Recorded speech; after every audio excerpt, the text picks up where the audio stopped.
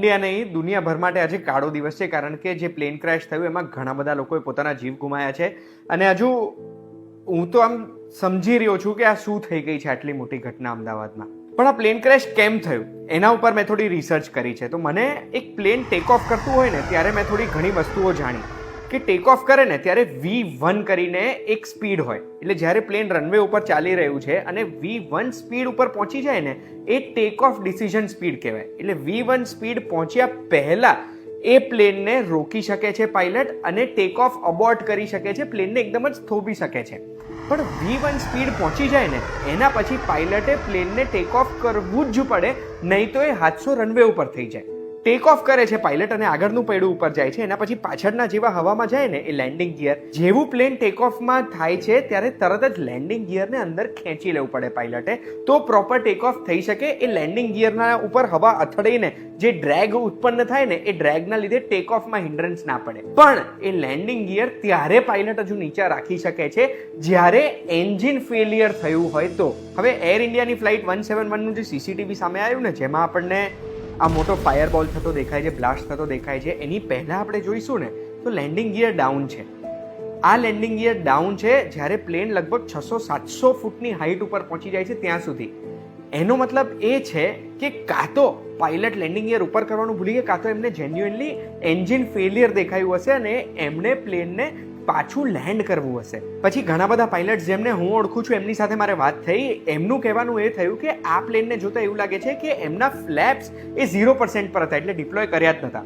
અગર તમે પ્લેનમાં ટ્રાવેલ કર્યું છે ને તો તમને ખબર હશે કે લેન્ડિંગની પહેલા અને ટેક ઓફ પછી બહુ જ મોટો અવાજ આવે વિંગ્સમાંથી, આમ એક મશીન કંઈ ચાલુ થયું હોય ને, મોટર ચાલુ થઈ હોય એવો, અને તમને વિંગ્સની પાછળથી ફ્લેપ્સ નીકળતા દેખાય કે પછી અંદર જતા દેખાય.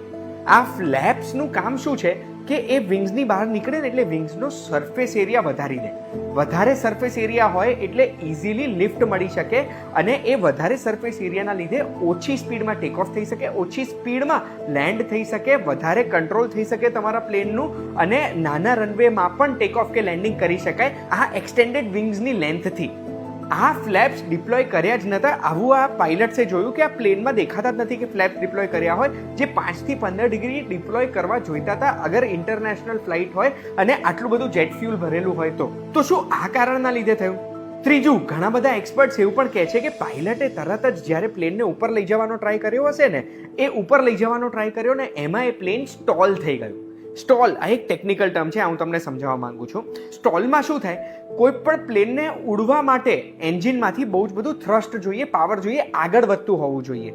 અગર એ પ્લેનમાં એટલો પાવર નથી તો એને લિફ્ટ નથી મળતી, કારણ કે એ પાવર કેટલો જોઈએ તો હવાથી જેટલું દબાણ આવવાનું છે, હવા જેટલું રોક લગાવવાની છે, એ જેટલું ડ્રેગ મળવાનું છે, ડ્રેગ કરતાં વધારે લિફ્ટ જોઈએ, પાવર જોઈએ, તો પ્લેન આગળ વધશે અને તો એ આગળ વધશે તો એને લિફ્ટ મળશે.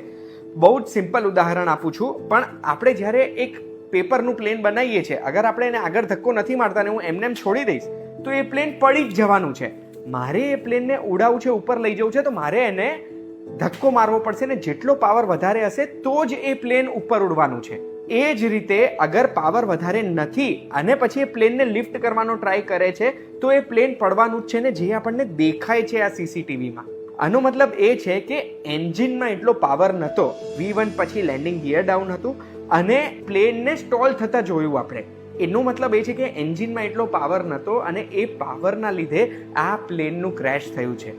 હવે એન્જિનમાં જે પાવર નહોતો એના ઘણા બધા એક્સપર્ટ્સ એવું અનુમાન લગાડે છે કે બર્ડ હિટ થઈ શક્યું હોય. પ્લેન જ્યારે ટેક ઓફ થાય અને લેન્ડ થતું હોય ત્યારે મેક્સિમમ બર્ડ હિટના ચાન્સીસ હોય. બર્ડ હિટ એટલે હવામાં ઉડતા પક્ષીઓ અગર જો એન્જિનની અંદર ખેંચાઈ જાય તો એન્જિનના ફંક્શનિંગમાં પ્રોબ્લેમ થાય છે અને અગર જો એકસાથે બંને એન્જિનમાં બર્ડ જતા રહે છે તો પ્લેનમાં પાવર આવતો બંધ થઈ જાય છે. આ બર્ડ હિટની ઘટનાઓ બહુ જ કોમન છે. પાયલટ્સ એના માટે સુપર ટ્રેન્ડ હોય છે, બટ ફ્લેપ્સ ડિપ્લોય નહોતા કરેલા અને આવું બર્ડ હિટ થયું. આવી જ્યારે 2-3 વસ્તુઓનું કોમ્બિનેશન થાય ત્યારે કદાચ આવા જીવલેણ ક્રેશ થઈ શકે છે.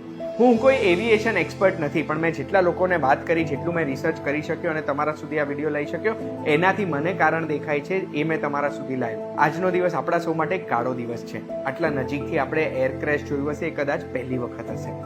ત્યારે હું તમારા જોડે એટલી જ રિક્વેસ્ટ કરું છું કે આજે આપણે સૌ આપણા ઘરના મંદિરમાં જઈને 2 મિનિટ પ્રાર્થના કરીએ. પ્રાર્થનામાં જે લોકો